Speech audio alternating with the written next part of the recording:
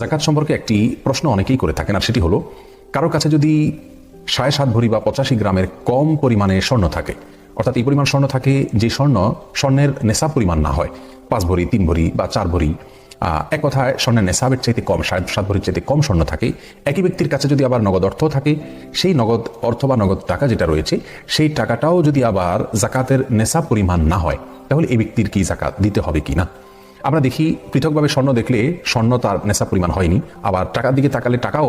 পৃথকভাবে তার নেশা পরিমাণ হয়নি। সেক্ষেত্রে এই ব্যক্তির জাকাত দেওয়া লাগবে কিনা, এ বিষয়ে আমরা দেখি জমহুর ফোকাহায়ে উম্মত বা উম্মতের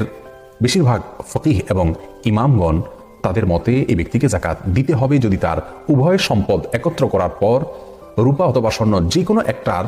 নেশাব পরিমাণ যদি পৌঁছে যায়। কথার কথা, কারোর কাছে 3 ভরি স্বর্ণ রয়েছে, তাহলে 3 ভরি স্বর্ণের যদি বিক্রয় মূল্য 1.5 লক্ষ টাকা হয় কথার কথা, সেই সাথে তার কাছে যদি 20,000 টাকা থাকে ক্যাশ, তাহলে সব মিলিয়ে তার 1,70,000